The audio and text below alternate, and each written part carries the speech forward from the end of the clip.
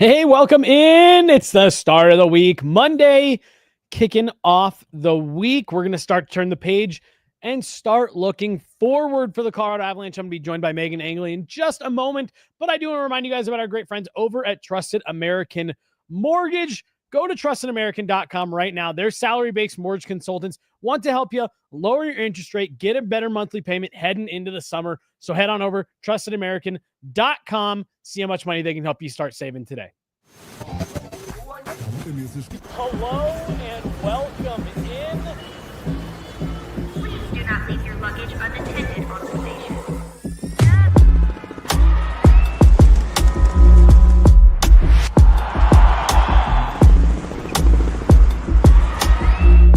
Welcome to the show.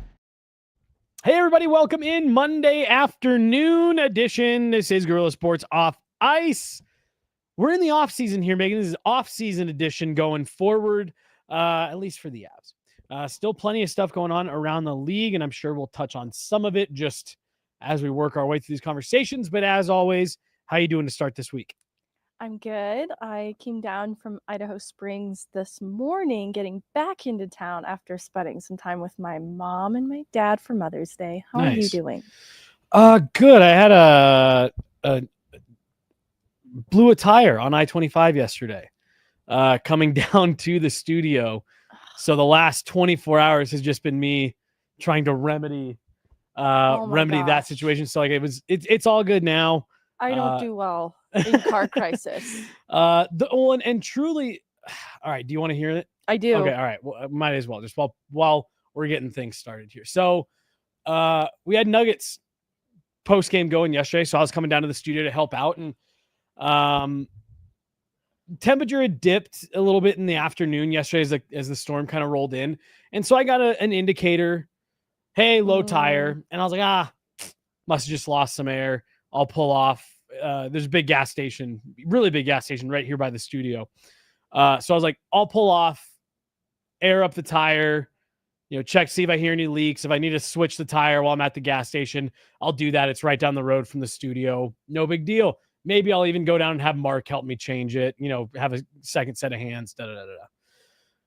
Well, I made it about 40 seconds further down the highway, and it started making noise.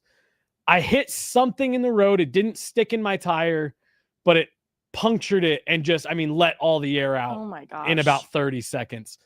So I had to kind of, quickly, safely get off on the next exit, coast my way into a parking lot because there really wasn't, where I was on I-25. Yeah. There really wasn't anywhere to pull over, knowing that I was going to need to tend to my vehicle. It wasn't like, I'll pull off and wait. Like, I was like, well, shit, I need to get somewhere. So I pulled off right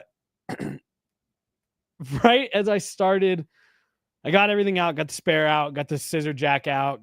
Right as I loosened the lug nuts, it started pouring rain, dumping rain. So I got back in the car, and we have AAA. So I was like, all right, well, I don't know how long it's going to rain. Let me just see if someone will come out and change this tire in the rain. Thankfully, it was about 10 minutes. It's a service we pay for, so I don't have to pay anything. Guy came out. I felt bad. He's doing it in the rain. Yeah. But it was like, well, hey, at least he's getting paid for it. I don't get paid to go change that in the rain. Yeah. So by the time all that got resolved, everything that we were doing at the studio was basically wrapping up. So I turned back around, went home, went today to hopefully just get the tire plugged, but I ruined the sidewalls on the tire because I wasn't able to pull off right away. So that turned into an expensive morning. And so that was what I was dealing with this morning. And then getting over here and, we're still in the thick of everything. We got Nuggets going. The Rockies fired Bud Black. I saw that. I was trying to explain to my parents that I'm not even plugged into the Rockies, but I have an opinion about it. Totally. Like, this is huge news. Well, and then, our insider, Susie, was, telling us that it sounds like maybe this decision was made before the game and they still let him go out there and coach the game. And they finally, So like we have a whole bunch of stuff going on, and I've kind of been like half out of commission for the last 15 hours. So it's been, it's just been one of those days. Really weird. There were weird things happening, misfortune happening around my family over the weekend, not to the level that you experienced. I'm so sorry. Well, and then yeah, to your point, like there's just other like little things that are going on too. And then like all that's happening. And by the time I get all of it wrapped, I'm like racing to get home to get in my wife's car so we can go to Mother's Day dinner, all that stuff. So it has been a scramble, but hey, that's all right. We all deal with stuff that's going on. We're here to talk Avs. We're here to talk NHL. I did hear you telling somebody, have you, I know you were watching Eagles last week. You kept up with any of the second round NHL matchups in the last couple of days? Yeah, and I never really stopped watching, so I even finished out some of the first round matchups ahead of this, and I don't know. It's interesting. I don't have an emotional investment, and so it's easier to watch hockey when you don't have an emotional investment. We were watching some actually yesterday as a family. I'm so glad of how supportive my parents are of my love of hockey. So we were watching Florida, Toronto. Yeah, there's everything is kind of leveled out to where I thought it would be, but like Toronto jumping out to a 2-0 lead, Dallas finally winning a game 1. I was like, oh man, what are we about to see here? But we don't have to spend a lot of time on this. I know people are sick of hearing us talk about Dallas, but like watching their game, was it yesterday? 2 days ago? Doesn't matter. Whenever game 3 was for Dallas Winnipeg, and this might be Dallas's year. They have that like team of destiny type vibe to them right now, where like every break is going their way. Every puck that could bounce one way or the other, it's bouncing the other, and it's getting, I mean, literally, I don't think Mikko Rantanen can touch the puck right now without it eventually finding its way into the back of the net. So I don't know. The Jets got their work cut out for him. Hellebuck looks like he's settled a little. He still can't play on the road. I believe this is, I mean, at bare minimum, 7 or 8 straight road losses in the postseason for Hellebuck without going back any further. But, and then fucking Edmonton. Can't get a save, can't lose. It's crazy. I've never seen anything like it. That feels like a high wire act, but something about Dallas's paths so far does feel a bit faded.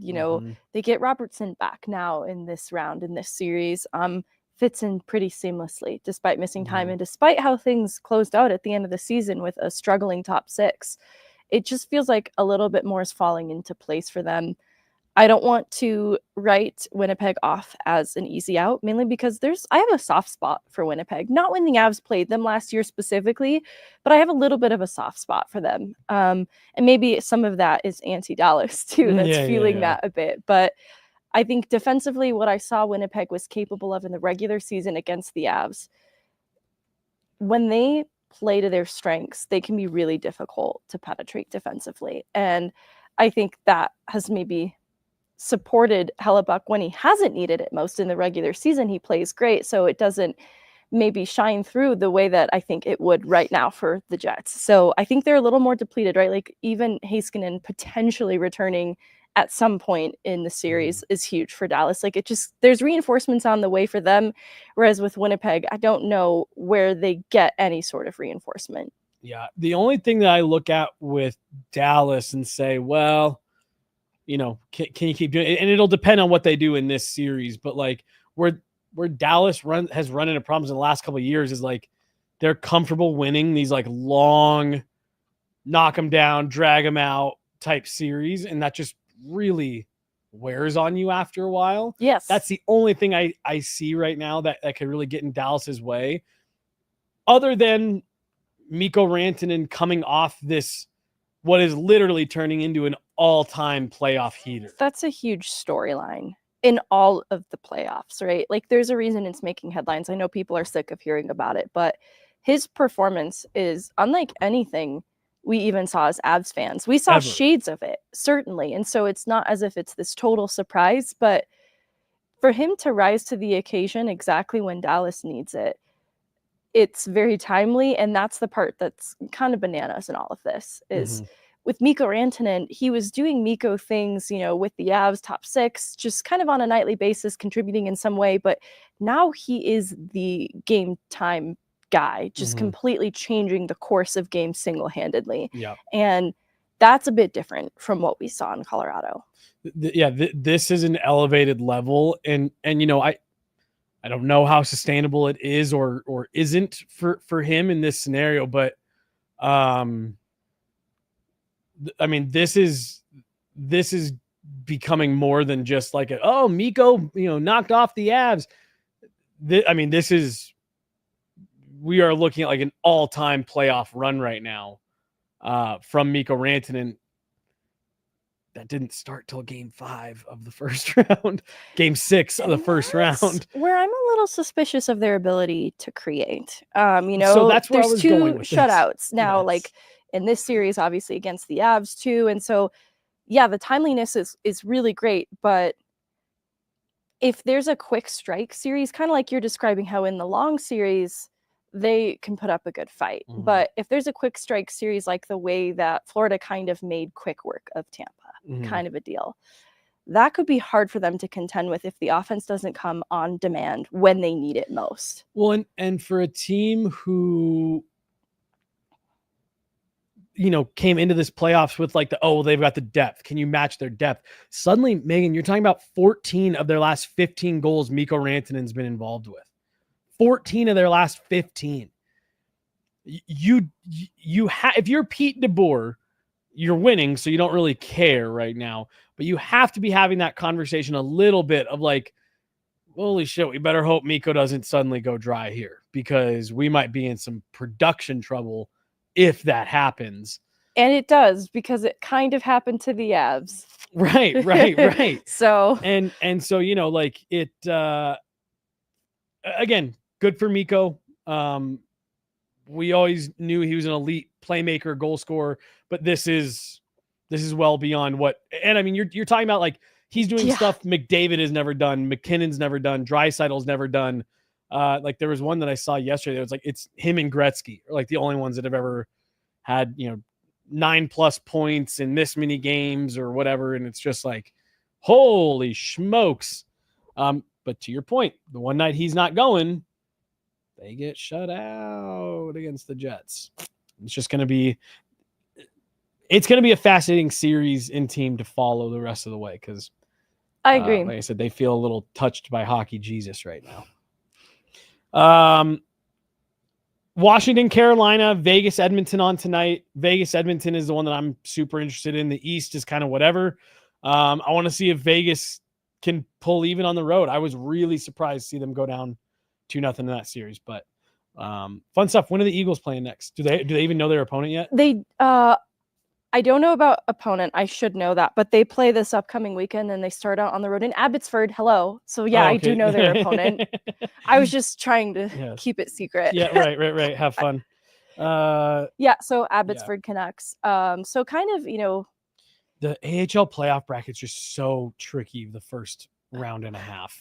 Yeah, it's a little bit of a rematch for them. So I think there's a personal motivation, and now it's best of 7. So they'll have best of 5 when they return home if it's needed, kind of a thing. And look, I don't want to paint the Abbotsford Canucks as some kind of easy opponent. So this will be a tougher matchup. I think the Barracuda put up a very good fight, but they were the lower seed for a reason. This starts to get tighter and tighter, and I really want to see the Eagles make history.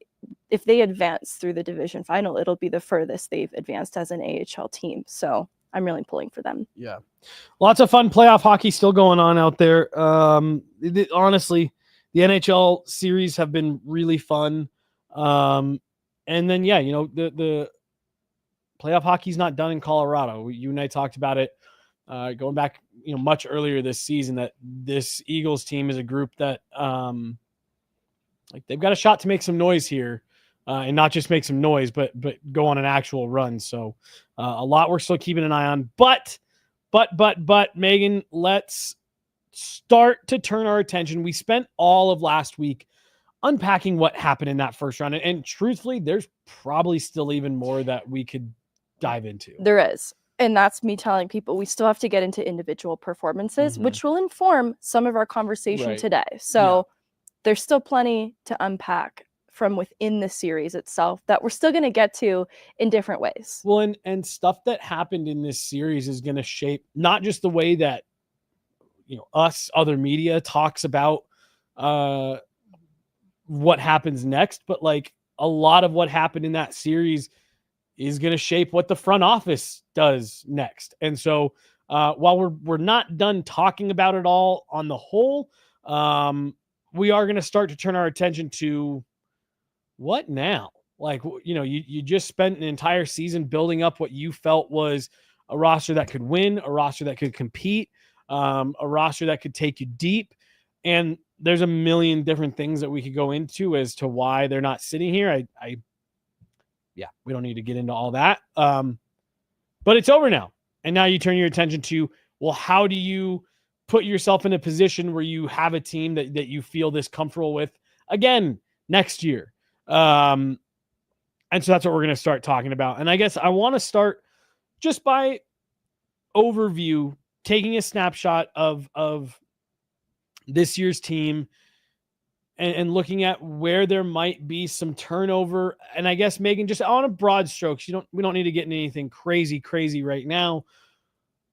Do you have anything? Because I don't necessarily know if I do, but do you have anything that you look at from this roster and say, man, this is where I think that they fell short of getting where they wanted to go? Is there any one thing on the roster that you look at and say, that's an area that I can point to and say, yeah, you could have used a little bit more there? Well, and what's tough is what I'm about to say is purely informed by hindsight. Right, and so for sure. You asked me after March 7th how I felt about the team, I would have thought it was really well balanced. So I want to be transparent about that. But the obvious issue is the cohesion inside the top six. Like Jonathan Drouin not having a very good playoff showing hurt the bottom line with the top six. Like getting Landeskog back was a blessing, but it was at no point guaranteed that he would come back and even be able to keep up with NHL playoff hockey, let alone be a player that they can plug into the second line. So that's where I think I'm using the word cohesion because it's not any one specific thing. Like I think Brock Nelson at 2C on paper wasn't a terrible fit, but the big picture, it didn't come together in the way that they needed to, so that, they weren't relying solely on goal scoring from Nathan MacKinnon, who was having just a very normal playoff showing when they needed superhuman MacKinnon. And similarly, it also exposed the issue with the third line. And so the depth on the whole, it's like on paper, yeah, there's a lot of depth here, but it didn't come together in the way that they needed. The fourth line, perfect. It's just a classic Jared Bednar fourth line. It did what it needed to, but the third line then didn't come together cohesively as a result. And I think both things are related. And so it's not that it needs to be completely overhauled. There just needs to be an emphasis on cohesion and fit. And so that's where I'm not really sure then, because I don't want to single out any one player. It's not like Jolke Viranta having just a neutral playoff showing is the reason the third line didn't perform well. Charlie Coyle being more prone to mistakes when he's otherwise a really responsible player was also a part of that. And then Jonathan Drouin having a difficult showing. Like it all bleeds into one another. It's kind of like your Sunday. It was a series of unfortunate events that all together made it not work. Yeah. I think it's a great way of putting it. Any one thing is like, that's not that big of a deal. It's not that big of a deal. Then you start stacking them all up. Because, I go back to, March 7th, right after the deadline. And what I had said to you and Chloe, I can't remember which show we were on, but, I said, man, I would have liked to see one more piece for that third line. But I added, but hey, if Gabe Landeskog's coming back, that's where you can plug in. It's a perfect piece, right? Right. And now after listening to you kind of talk through, I'm gonna piggyback off yours a little bit, and cheat kind of. But I'm gonna say, that middle six. It wasn't that you didn't have. I like that a lot more. It wasn't that you didn't have the quality pieces. It was just the way that it all came together ended up not fitting right. And, this is where, take a small little side detour, I give Chris McFarland credit for doing what he did with Mikko Rantanen when he did it.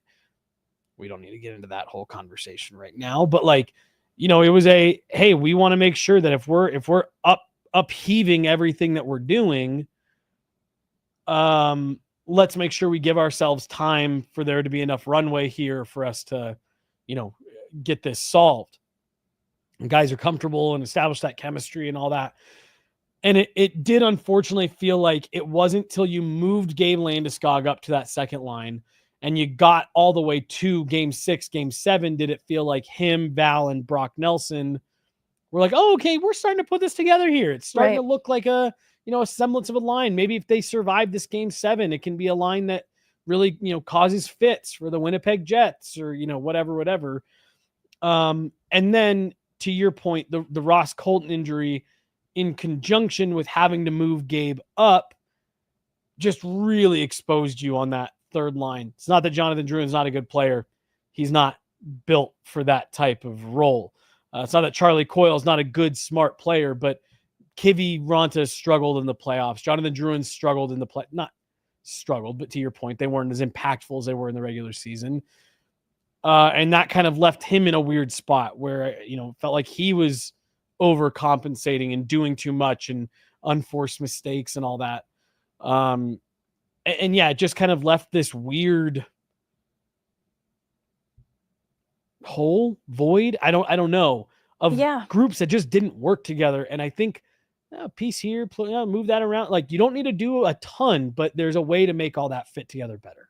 And I didn't think it was the liability of it all. It was the lack of impact that became the glaring issue. And that's for the top 9 in general. Like, I think that top line is still a top line. I have a conversation I'll put aside for Marty Netchus in a second, but Lehkonen was on the doorstep of so many chances and he was just denied. And so I wouldn't even say that he had a bad showing in the playoffs. It was a struggle across the board when it came to execution. And so similarly, the third line, I think as the series went on, it became less of a liability, but the neutral impact was a problem. I think, again, Charlie Coyle, prone to mistakes he typically doesn't make, costs them a little bit. And I think having a player like Duran instead of a Ross Colton, it does make a difference in what you need out of a third line. And then that's just too many neutral players not being difference makers for the top 9 that it was really hard for the Avs. I think as the series went on, they created more like they wanted to, but they were running into a really stingy defense and a really hot goaltender. And so that became a difference maker at the end of the day. Well, and, in a salary cap era, when you build teams certain way, I mean, this has been true always, but like, if you don't have the money to do what the 02 Red Wings did and just went out and grabbed every future Hall of Famer that was in the league and put him on one team. Like, if you can't be doing that, like, especially in a Jared Bednar system, like, you need lines to do certain things and you need this group to generate energy and be smart and responsible defensively. You need this group to check. You need this group to, spend a lot of time in the offensive zone. You need different groups to do different things. And so that's why you can't just, it's not always easy to be like, oh, Jonathan Drouin played on your first line. Now he's on your third line. Perfect. You're set. Like, no, we need him to play the style that Ross Colton likes to play, because that's what that line is built to do. Energy. Right. And so really, you got more forechecking out of the second line with Landeskog on it. And then, of course, the fourth line, than you did your third line, which is supposed to be an energy driver and kind of this added threat in the way that the 2022 team was constructed. That's how they were able to come at you in waves, is because every line posed a different sort of threat. And the third line didn't pose any threat. They were too neutral. Yeah, they were just placeholders. And a bit of a liability at times, because especially early in the series, puck management was an issue for everybody. But that's where there was some liability then with, obviously, I won't call out individual players because it's not any one player that lost in this series. It's a collection of all of them together. The Avs right now have 7 pending UFAs. I'm counting Tucker Poolman in that. And then one pending RFA currently on the roster. Just to run through them quickly. Brock Nelson, Jimmy Vesey, Jonathan Drouin, Yoel Kiviranta. And on the back end, you got Ryan Lindgren, Tucker Poolman, Eric Johnson. And then your one RFA is Sam Malinsky.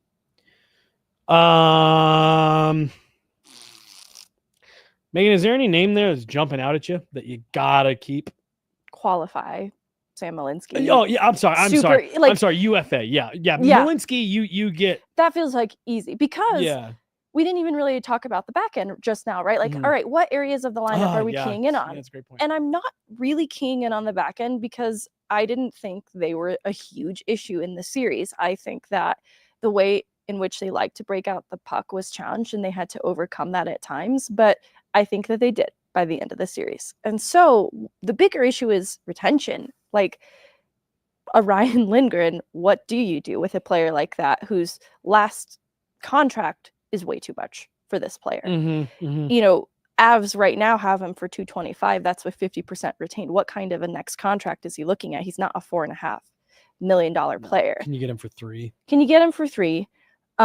It's a good question. It's a fair question because then I'm starting to feel okay about the back end moving into next year. It's a greater conversation around retention. Well, and honestly, if I don't know if we're meaning to go all the way down these rabbit holes, but just now that if you can get Ryan Lindgren 2 years, $6 million total, 3 per year, I don't know. I suddenly feel more comfortable about moving on from Josh Manson. If that's something that comes across your desk that you want to do, you know what I mean? Like, it's tough because doesn't it feel in some weird way that it's between Girard and Manson, but you have to make a choice? Do you want to get into the Girard room right now? Yeah. I've been a big Sam Girard defender. I think Sam Girard is a very good defenseman. I don't think he gets anywhere near enough credit. He's an elite skater in the NHL. And I think you could drop him on almost any of the non-playoff teams, maybe save for Buffalo. And he's probably a top pairing guy day one for, any of those teams in the bottom half of the league. Like, he's probably going to play pretty heavy minutes. I do think the emergence of Sam Malinsky has made Sam Girard expendable. And I think if you're looking to shake things up this summer, bring in another big impact forward, solve your 2C problem, whatever, I think Sam Girard could be a guy because of the play of Sam Malinsky. Well, and I think you're approaching it in a respectful way because it deserves respect. I think highly of Sam Girard as a player too, and so there's value in this player. That's the whole reason he's the name coming out of our mouths right now. There's still 2 years out in his contract at $5 million, and I think we're seeing the trend around players generally, but around defensemen too.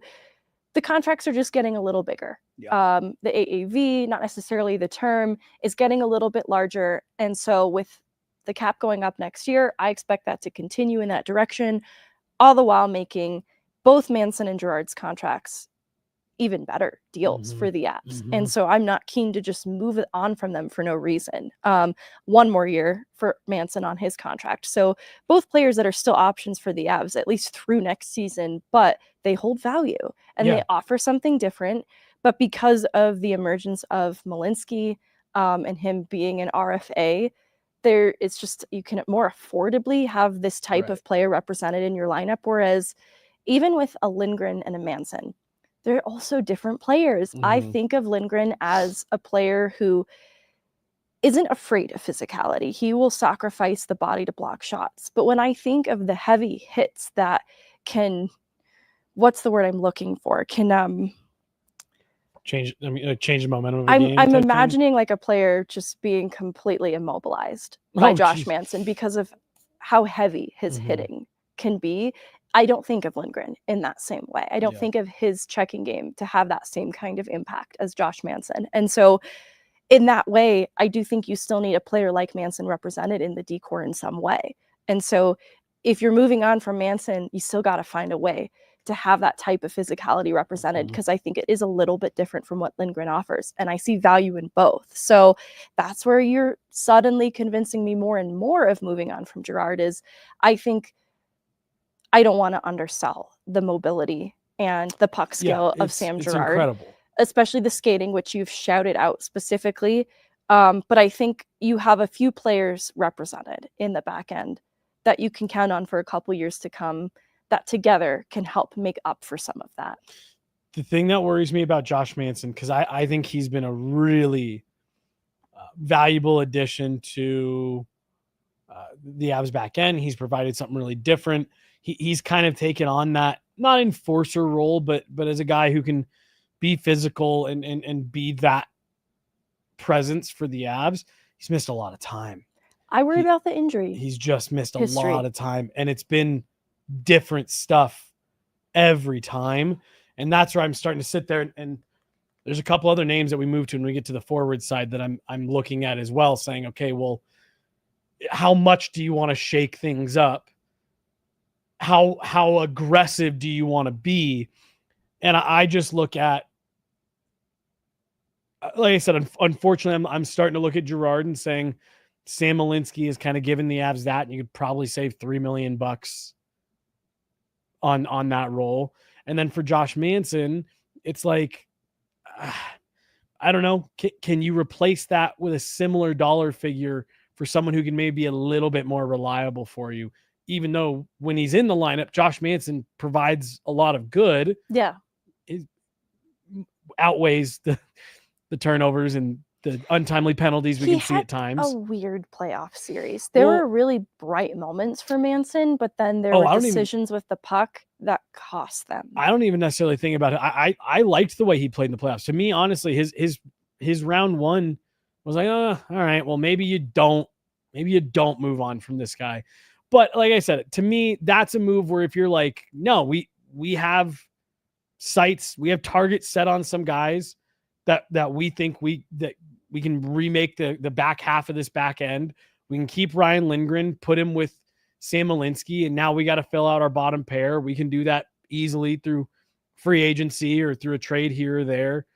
I do just start to wonder if you look at some of these contracts that you say, we can replace that with a little bit cheaper and bolster the middle six.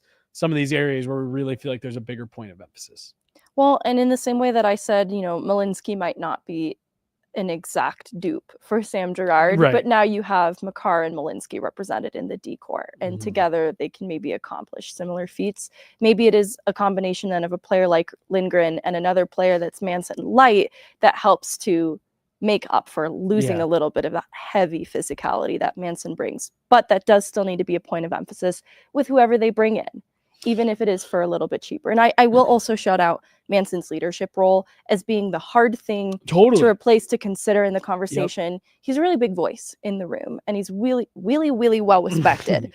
And we really like him. I don't think Girard, I think he's really well liked too. It's just a different impact in terms of leadership between the two players. So not that anyone has actually made it so black and white that you have to choose between the two. No. But those are the things to weigh if you are doing that. I mean, like, truthfully, the back end in particular, like if you just ran it back, you got Sam Malinsky re-extended, and you just ran it back and said, okay, well, Ryan, can we get you for 2.25 or 3? If not, all right, we'll do this again in the summer. Bottom pairing defensemen are easy to find. The last thing, then we can move on from the defenseman, because I really do think this is the least of your concerns right now if you're the Avs. My last thought is, if you really believe in Sam Malinsky, is keeping Sam Girard going to limit his minutes or opportunities? If you really think that Sam Malinsky is a long-term solution on your back end, then you move on from Girard and you start running Malinsky in those reps, in those spots. Yeah. And he is a bigger offensive threat than Sam Girard. Lot to weigh. Malinsky is a bigger offensive threat? I think so. I think he can be. I think he is a ways to getting there, but I think Girard's offensive impact has been a curious case. It's kind of come in and out. Like, I think his return from the player assistance program last year, there was a bigger offensive impact, but on the whole, I think it left people wanting, like, particularly in the playoffs, I think people were like, okay, this is kind of your calling card, Sammy G. And so I think you're right. I think that Malinsky is being guided to be more of an offensive impact, that it's just going to be ingrained in him as he gets more confident and as he gets more trust. Well, and like Girard just never turned into that like real offensive weapon that people thought he was going to be. Career high of 6 goals. I mean, again, he that same season, he almost had 40 points, like, productive, player, not just picking up goals. Sam Malinsky to me is just, he's someone that he walks the blue line. He likes to play with the puck on his stick. He hammers pucks towards the net. He's got a heavy shot. He's a legitimate one-time threat. I just think that he's a lot more versatile. I agree. With the puck on his stick in the offensive zone. I think he's got the IQ, the vision, but the shot is kind of what separates him from a player like Girard. And he gets pucks through. And I think his skating is not on the level of Girard, but it's really good. It's really good. His starts and stops through traffic too. Sometimes he'll surprise you with the confidence that he jukes guys. We throw up that bottom comment there because this is another part this is part of what we'll get into as we move into the summer. You got Gulyayev waiting in the wings as well as a guy who's probably not coming over this year, but is another, good skating, puck moving type defenseman. And if you're saying, okay, well, we're going to build up Sam Malinsky, we're going to use Sam Girard to bring in some assets, bring in, bigger name players, solve some solutions. Well, we can do that knowing that we have someone coming through the pipeline in a year-ish who's going to directly replace that. You're just looking ahead a bit. But Sean Behrens, Gulyayev, like, you've got guys like this coming. If this is the right moment to strike, to get a good return for Sam Girard, I do think that we are entering into that. I won't put us there too quickly too, but with respect to the prospect conversation, there's a whole list I have made of different tiers of prospects to include, like, the tiers that people probably aren't really thinking about because they're not expected to make an NHL impact right now. And what I will say about the position of defenseman is I don't often see them earn immediate trust in the NHL. And I think that's what makes Malinsky an unconventional prospect in that sense, because he was a little bit older. I think he came with a little bit more experience and maturity that allowed him to be trusted in the NHL more readily. But I wouldn't expect that so quickly with Gulyayev and Behrens, though it would be my hope as someone who's rooting for the youngsters. I just look back at Justin Barron and their willingness to move on from Helleson for Josh Manson, who was grown up Drew Helleson, right? Because I even look at Helleson's trajectory, like, in the Anaheim organization, and he has not yet assumed, like, full-time NHL impact defenseman just yet. He's sort of just graduated to getting more regular NHL opportunity. And all that is to say, there are different timelines for the different positions, and that's what makes it tough to look at internal options as being a year or two out, and maybe that's pessimistic. I would love to see these guys get a sooner chance. Well, and the part with all of this that I think is going to be what ends up shaping the conversation as we get into the summer, and maybe just the part that we can't foresee right now, Megan, is like, there was a comment that said, I think they want to reload and go at it again as similar as possible. I mean, Joe Sakic literally told us last week, if I could and it was up to me, I'd just run this exact same roster back. That's how highly we think of it. Yeah. So it depends on how aggressive are they going to be in saying we are going to make sure this does not happen again, versus how much are they going to say we're going to bring it back. We're going to bring the band back, and we're going to keep everyone who we've got. We're gonna try to get a couple guys extended. I don't think Brock Nelson's coming back. That was the one name on the forward side that I really wanted to get to, and not because I think the Avs are uninterested. I don't think he's interested in staying. It's been well documented he wants to go play for the Wild. He's from Minnesota, that he wants to go back home. So I don't know. There's a world where the Avs say, cool, we're going to take the little bit of extra cap flexibility we have. We're going to make a decision on Jonathan Drouin. They're probably not going to pay Yoel Kiviranta what he's going to fetch on the open market this year. And that they're just going to say, we're going to run this back. EJ, league min, come back. You're the 7th D. We're going to go find one more D. We're going to do what we have to do to find a middle 6 forward. And let's go again. We'll make whatever tweaks we got to make in season. I think which of those two paths they decide to take, aggressive, let's make some moves, or we're doing everything we can to bring this exact same group back because we think we had a great group. Those are going to be kind of what shapes what you and I talk about this summer. And just making you guess which of the two. Doesn't it feel like run it back? And then whatever can't be run back is where they get aggressive. Yeah. Yes, that is what I honestly think. Outside of Brock Nelson, because I agree, I don't think that will work. And he never seemed it never felt like a long-term fit. Like talking to him, it always felt like he was here one foot in for a stop off, before going on to the next one. But and I was cautious saying what I just said, 1 foot in, out, and 1 foot out the door, because I don't want it to suggest that he didn't seem fully committed to making a run with the Avs. No, totally.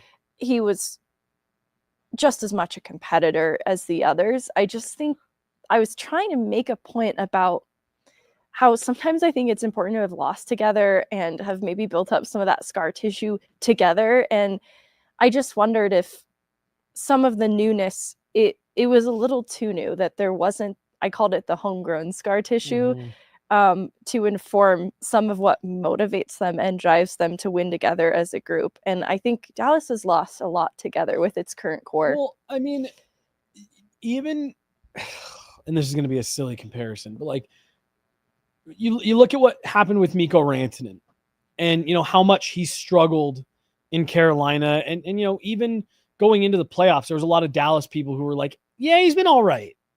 Hasn't been kind of what everyone expected, but he's been all right.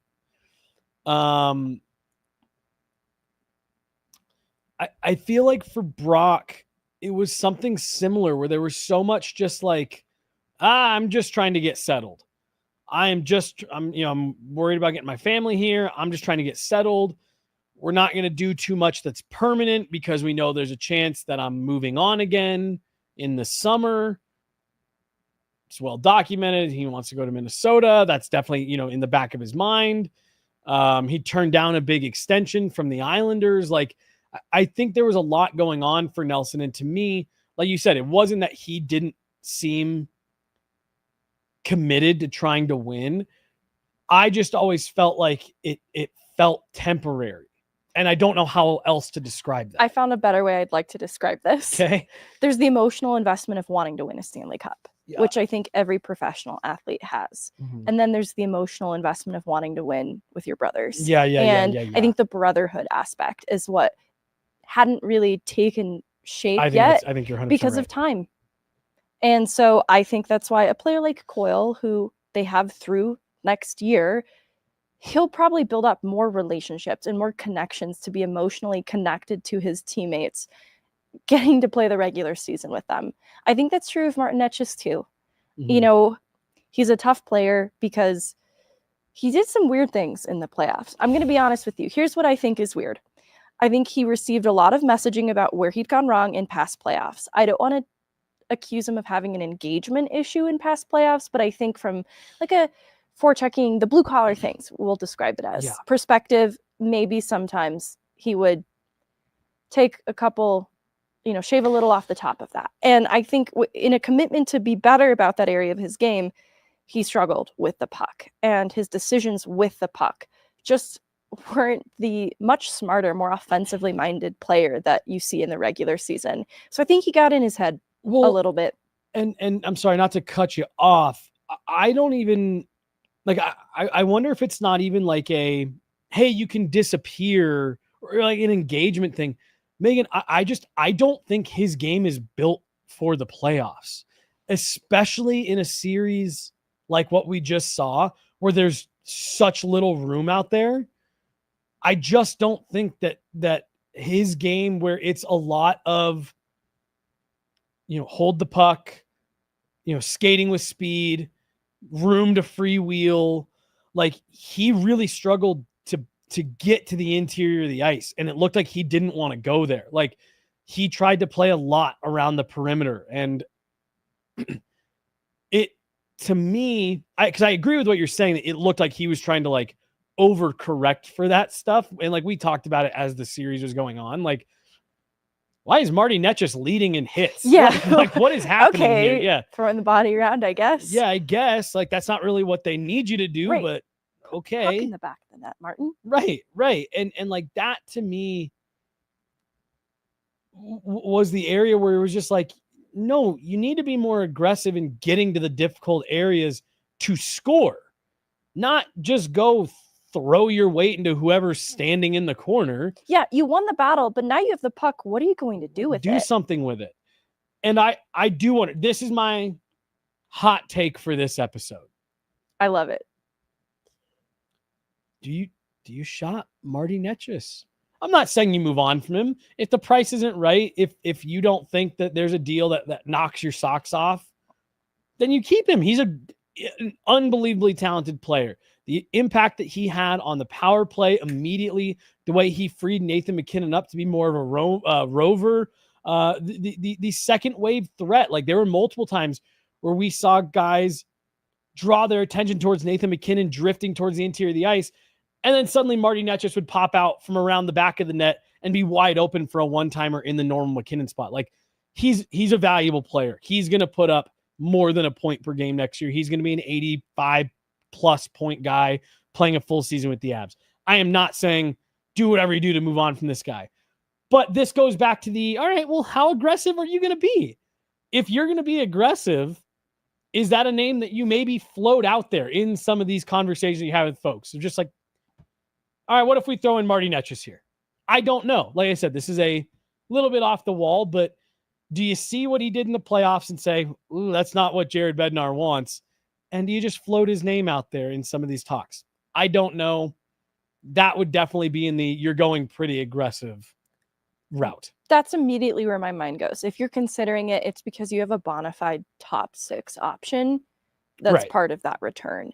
Because correct. Mikko Rantanen left a huge hole in the production of the top 6. And in the regular season, Netchus put a dent in it, but it still didn't make up for the void left by Mikko Rantanen. And I think whoever you get in return needs to be a bona fide top 6 option with the opportunity to start the season with the Avs and get fully acclimated over the course of 82 games. Because as we said, like the top 6 on paper, really not terrible in how it was constructed, not cohesive. So I think they need an answer for some of the production that was taken off the table with the Mikko Rantanen trade. I think they need to answer for that and address it in some way that is a little bit more of a sure thing. So whether that is shoring up the 2C, I would view that as addressing it in some way, but it's got to be a big swing. Oh, and let me circle back, because it's exactly what you said there at the end. I'm genuinely talking about, like, are you trying to get involved in some type of Sidney Crosby deal? Are you trying to, are you talking to the Leafs and they don't know if they can get Mitch Marner signed and they want to flip him to somebody? Like, I don't know. Could you Mitch Marner for Marty Netchus with a guarantee that Mitch Marner is going to come here and extend? Like, those are the types of things, and those are 2 random examples that I just grabbed. But just to your point, like, those are the caliber of player I'm talking about. If you've got that type of solution out there where it's like, okay, well, maybe it does make sense to flip Marty for a player that we think is going to produce, play next to Nathan MacKinnon, but maybe just give us something different than what we saw in the playoffs, a player that's going to fit our identity a little bit better. Or like you said, yeah, we're bringing in a clear-cut Nazem Kadri-esque 2C, where this is a guy that's going to, be highly effective behind Nathan McKinnon, that type of player. If not, I agree with a lot of what's in the chat here. And, I think Marty Netchus is a good player. And I think a full year with the Avs, he could be a really special player. Well, I just really didn't like what I saw stylistically in the playoffs. As you say it too, one, I agree. I think Marty Netchus is a great player. And I think there was something of him being asked to be something that is so unnatural to him. That's why it looked so odd at times. And maybe that is then the answer. You find a player who is more naturally complementary to the way that Colorado likes to play. Because in all of these conversations, one of the key drivers that I keep returning to include our conversation around the back end is speed, because they got a value deal in bringing Calvin DeHaan into the fold, for this season as a bottom pair guy. And he was a little more mobile than Jack Johnson. The puck skill left a lot to be desired, and you paid for that. That's why that didn't end up being a great solution for the bottom pair, right? Speed is going to matter for any player coming to Colorado. It was clear to me that the Avs at their best against Dallas relied on it. It was a necessity in their game. And so I think that will be something that Netchus has built into his game that was helpful to the Avs, particularly in the regular season, that you want to be thinking about that with all of these players. You don't want to be sacrificing that. And so, we were floating around trade targets. Once upon a time, Ryan O'Reilly was a name in the mix. Like, that's a guy with experience and a proven track record. But I think you have to defer to speed in a lot of these conversations. Yeah, no, you're totally right. And I just wanted to float that out there as like, hey, if you're getting involved in something that's bigger, splashier, and you're saying, well, man, maybe we can get an upgrade stylistically on this. Again, you're either running it back or you're getting really aggressive. Those are the only two routes that I see for the Avs taking this year. And if you choose to get aggressive, I think there's a lot that's on the table. Megan, we're running long for our rundown. Love that. For us, haven't even touched. And so that's why I want to transition over into. I'm not upset about this. Well, who's in the system, and we can start to scratch the surface on this, because again, I think there's a lot to unpack. And again, a lot of it will also be determined by what the Avs choose to do. But I'm just going to ask you a couple questions here. And this is kind of where we can go with this today. And then we'll pick this conversation back up as the week goes on. Yeah. Sean Barron's missed the entire season, which is a real bummer, not only for him missing the entire season, but for his future, what could have been next year. Sam Malinsky has graduated, things like that. Is there anybody that you see within the system right now that you're saying for next year, this is a guy that could make the leap, could help fill one of these roles that we're talking about here? What's tough is I made the tiers, and so I have this top tier of the best prospects in the system, but positionally, they're in that tough category of I don't really think the Avs need, like for goaltending, Nabokov, like that's a top tier prospect. They don't need Nabokov to help them next year. So Guliev's kind of in that conversation where unless he can be as quick a study as Malinsky in his first season in the NHL, which still took him another second season to even assimilate full time, still not envisioning him helping them, the Avs, as soon as next season. Same for Barons, who missed his first year pro. That's a big loss, unfortunately. So the two people I'm keying in on are Prishepov and Ivan. And they're not, like you've got a 7th round pick in Prishepov, and then you've got an undrafted player that you signed to an NHL contract. So those are kind of unconventional players to have in your top prospect category, but they both played games in the NHL this last year. Ivan played 40 games in the NHL this last season. So at 22 years old, I still think there's a lot of runway ahead for him. And I've only continued to like what I've seen out of both players at the American League level. But even then, where they could help the Avs is in a depth capacity. And with Drury and OC and Parker Kelly at least through next year, there's not a huge need for them to come up and help the Avs in that way as soon as next season. So that's what makes the prospect conversation very interesting. Taylor McCarr I have in the tier right below it. It's my B grade tier. Hold on. Okay. Yeah, because I'm sure people are like, why isn't she talking about this other guy? Well, he's in here. Yeah, and we're gonna get there in just a second because I've got 3 questions for you. So that was one. Who could help next year? And I'm with you. I think the answers to both that question and this next question I'm about to ask you, again, it goes back to, well, which route did Joe Sakic and Chris MacFarland choose to take? Who do you have that could be a movable asset, that is a prospect that you think is intriguing in trade packages? Because that's the one thing that a lot of people point to is it's going to be hard for the Avs to be aggressive because they don't have a lot of assets. This is where it gets really difficult. Like there are some players maybe in my B grade that would be part of a package, but they're not really getting anything across the finish line in the same way. They're the throw in at the end. Right. We saw Will Zellers, they move on from him. This is a prospect deep in the system, a long ways out from knowing what his impact could be, but a leading goal scorer and top 3 points producer in the USHL. So like, okay, that's an interesting predictor of him, but that's the level of prospect that we're looking at right now that could be included in a package, because Proshepovs, I think, to other NHL teams, internally they hold value for what they could be, but other NHL teams have that guy in their system that can be a depth player on a 4th line, and they're just going to go through training camp and see who they've got that could fill that need. They're not going to go out looking for it. And that's what's tough even for players like a Parker Kelly, who is more established, and you're going to want a Parker Kelly ahead of a Proshepov. And so it's tough. The Avs don't have a lot then, unless they're looking at Nabokov, who I think if you're hard up for goaltending and you really need depth, that could be a player that has already showed very well in the KHL that is maybe intriguing to them. And if they feel really great about where they're at with Mackenzie Blackwood, and I don't know what to make of the rise of Trent Miner. He's another RFA that they'd even need to qualify. So I don't know how to talk about him if he's considered a goaltending prospect for them at this point. But he's had a breakout year in the American League. That's why I'm even making mention of him. But goaltending would be maybe where that's a maybe. And then Guliev. Yeah. One, and what's ahead of Barons. Barons is like a Proshepov. To me, he's valuable internally. To the rest of the league, I don't think that he would command that kind of value, especially after missing an entire year with an injury. And Nabokov's an interesting one because you drafted him in the 2nd round, I think with the intentions of like, well, here could be our goalie of the future.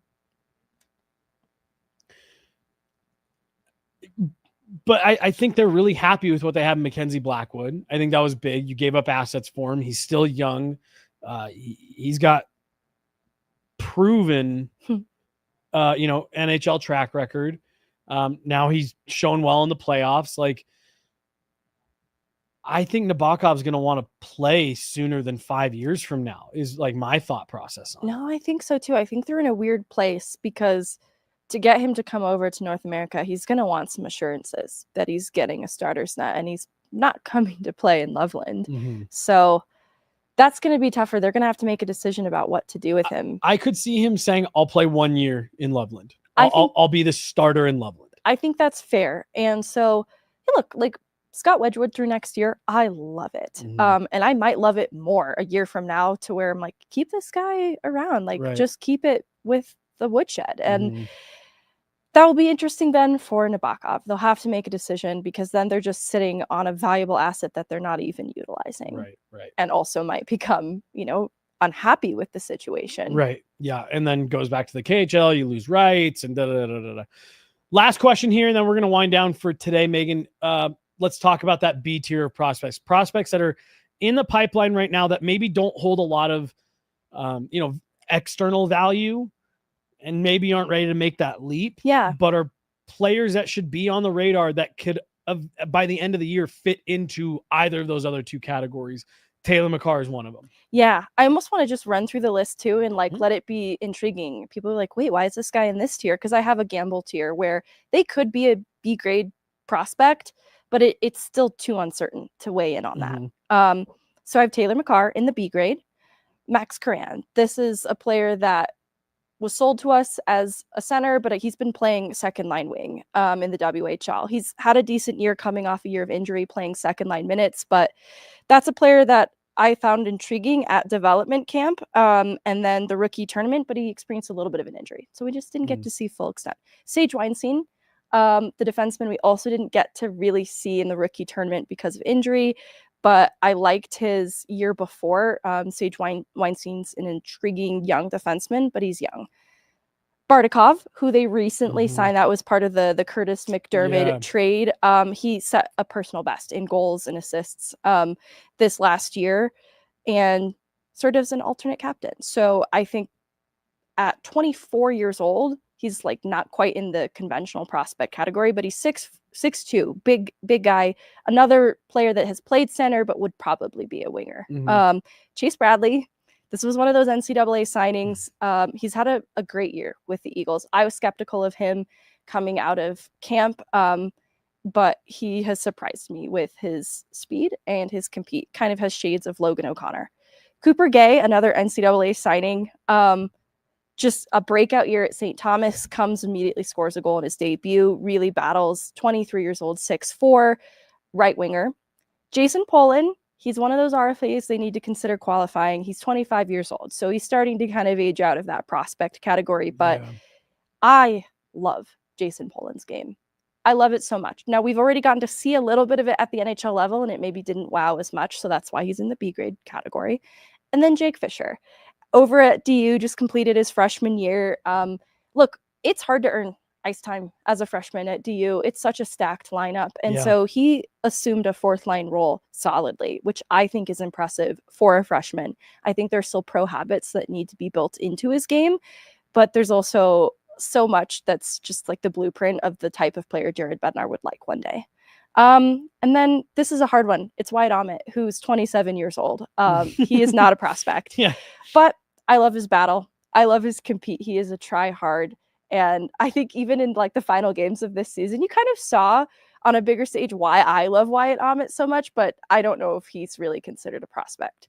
My gamble tier, I'll run through even quicker.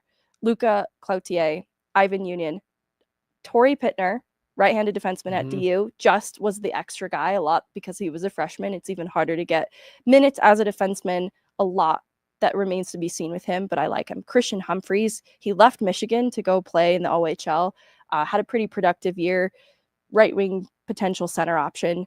Jedlishka. You probably remember him. He's battled crazy upper body injury like this last season, then came to the Eagles, is battling long-term upper body injury again. Just haven't gotten to see him. Chris Romaine, right-handed defenseman. I'm not sure how to evaluate him, right-handed defenseman, but just hasn't shown a lot yet. And then Isaac Posh, the goaltender that they just signed from the NCAA from St. Cloud State. He was released from his amateur tryout with the Eagles and assigned to the East Coast. So it's a goaltender. I don't know how to evaluate goaltenders. The tough sell category is why I wanted to run through this list.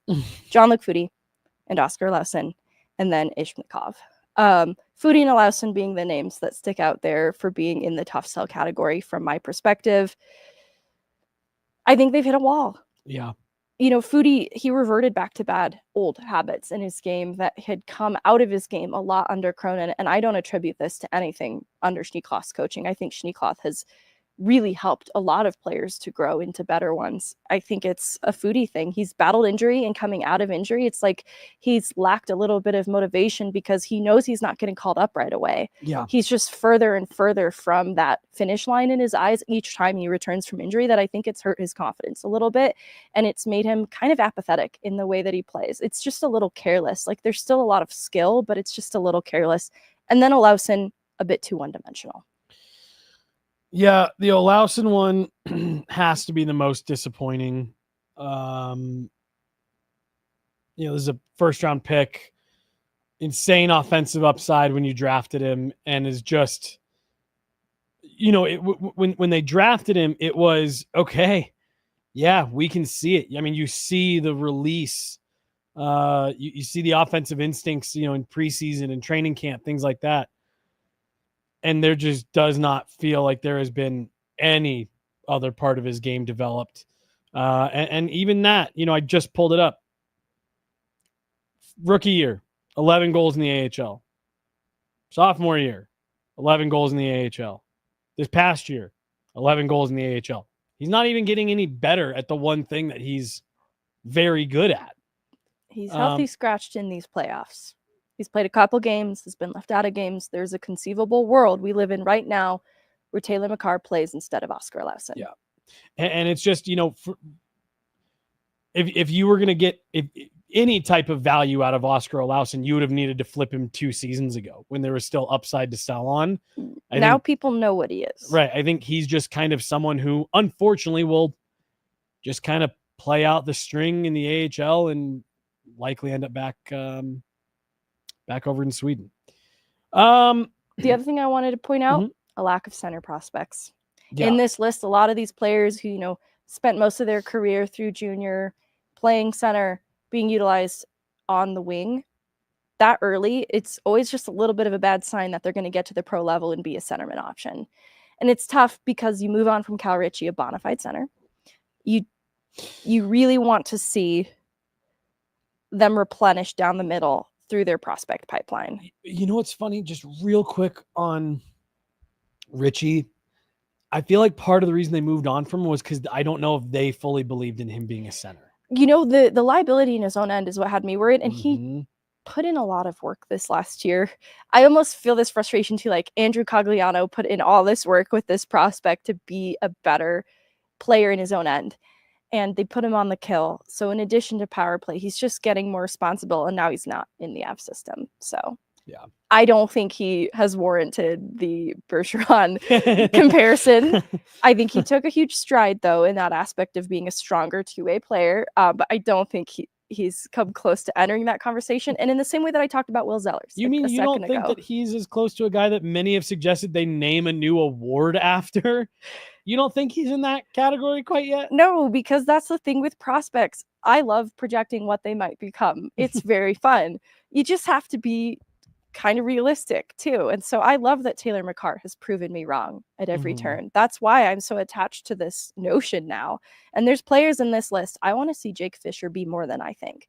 And Torrey Pittner, such a high IQ player that I think has more to show than, his draft status would indicate. So there's players in this list that I'm like quietly behind the scenes rooting for it to pop off. But they have a long ways to go before I can start talking about them as being able to help the Avs. Yeah, but this is the territory that you're in when you're trying to win, and you're trying to win right now. This is the room that you end up in when it comes to prospects and your pipeline and all that. So it's going to be a fun summer. See how the Avs decide to which road they decide to go down. Are they going to run it back and try to do as much as they can internally, or are they going to say no? We're going to be aggressive. We're going to keep all the parts that we really liked from last year. And we're going to do everything we can to upgrade the parts that we didn't like. That's what we're going to be here breaking down all summer. She's Meghan Angley. I'm Jesse Montano. We got Chloe behind the glass today, breaking it all down for you guys. That's going to do it. We'll be back, Pucks and Prosecco, tomorrow. And then it continues rolling on here. As the playoffs go on, the offseason goes on, all of it will be right here. Thanks so much for hanging out, guys. We'll talk to you later. Have a good one. See ya. Bye.